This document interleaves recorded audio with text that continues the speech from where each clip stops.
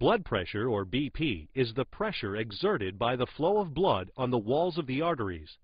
It is determined by the force and amount of blood pumped by the heart and by the diameter of the arteries. It consists of two components, systolic pressure and diastolic pressure.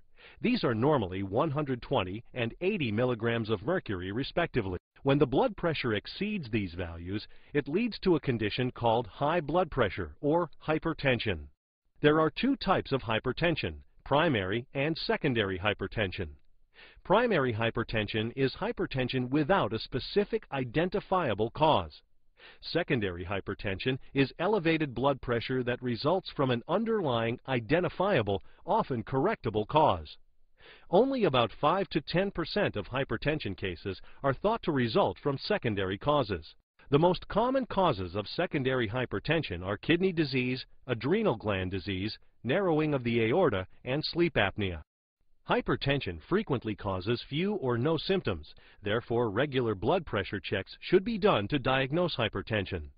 When symptoms occur, the most common symptoms are headaches, dizziness, and blurred vision.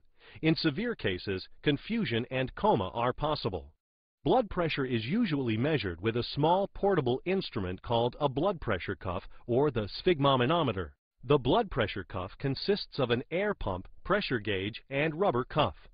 The instrument measures the blood pressure in units called millimeters of mercury, or mmHg. A blood pressure reading of 120 over 80 milligrams of mercury is considered normal, whereas a blood pressure of 140 over 90 milligrams of mercury or higher is considered high blood pressure or hypertension. Hypertension can be managed by changes in lifestyle, such as by quitting smoking, eating a diet lower in cholesterol and salt, getting regular exercise, and by taking antihypertensive drugs, such as beta blockers or other antihypertensive medications.